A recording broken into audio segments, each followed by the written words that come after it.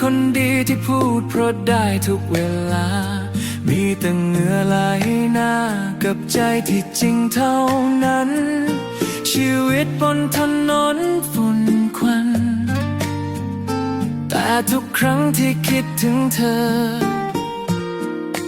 มันก็ยิ้มได้มือที่ด้านจากงานกลางแดดอยากกุมมือเธอไว้แน่นๆไม่ให้ไกลไม่มีดอกไม้ไม่มีแหวนทองใดมีเพียงหัวใจที่ซื่อสัตย์ให้เธอรักของคนเดินดินไม่